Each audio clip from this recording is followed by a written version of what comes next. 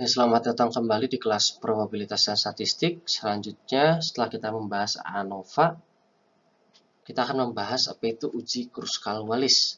Ini sedikit lebih advance lagi ya.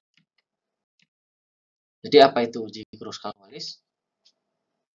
Sebagai dasarnya, kita perlu mengingat bahwa dengan semua keindahan perhitungan ANOVA, terdapat fondasi ANOVA, dasar dari ANOVA itu adalah asumsi normalitas, bahwa terdapat asumsi-asumsi normalitas agar uji F dapat digunakan dan secara teoretis benar. Karena kalau misalkan mu-nya itu tidak berdistribusi normal, maka kita tidak akan mendapatkan distribusi C kuadrat untuk variansinya, dan untuk perbandingannya nggak akan menjadi uji F. Jadi sangat panjang ya dari asumsi itu berangkatnya. Nah, untuk alternatif itu kita bisa gunakan uji non-parametrik. Nah, ini sebenarnya untuk uji hipotesis dan lainnya juga ada, tapi baru dikenalkan sekarang, yaitu disebut uji non-parametrik ya. Uji non-parametrik ini adalah uji yang kita tidak menggunakan parameter, tidak menggunakan mu, tidak menggunakan variansi gitu. Nah, uji Kruskal-Wallis ini adalah alternatif dari ANOVA untuk menghindari asumsi sampel yang diambil dari populasi normal. Jadi tanpa ada asumsi itu kita bisa lakukan analisis. Uji Kruskal-Wallis itu digunakan untuk menguji hipotesis nol bahwa sampel independen adalah berasal dari populasi yang identik.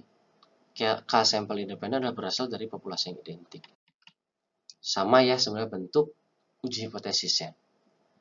Misalkan NE adalah jumlah observasi sampel untuk sampel pertama, sampel kedua, sampel ketiga, dan seterusnya. Nah, pertama kita gabungkan semua sampel dan kita jumlahkan N-nya dalam urutan naik. Kita kasih rank di situ. Nah, bila terdapat observasi yang identik, ranknya dirata-ratakan. Itulah cara menghitung uji Kruskal-Wallis ya. Nah, jumlah dari rank ini kita bandingkan dengan statistiknya ya. Nah, kita hitung statistiknya dulu. H sama dengan 12 dibagi N tambah N dikali N plus 1 dikali jumlah dari RI kuadrat per NI dikurangi 3 dikali N plus 1. Dimana RI ini adalah jumlah dari rank untuk tiap perlakuan. Ya. I-nya ini perlakuan kalau di sini. Jumlah rank dari tiap perlakuan dikalikan dengan ya dikalikan dengan 12 per N dikali N plus 1 lalu dikurangi 3 kali N plus 1. Nah, statistik H ini didekati cukup baik oleh distribusi Q kuadrat dengan derajat kebebasan K-1 saat H0 benar. Ya, sampelnya setidaknya berukuran 5 observasi.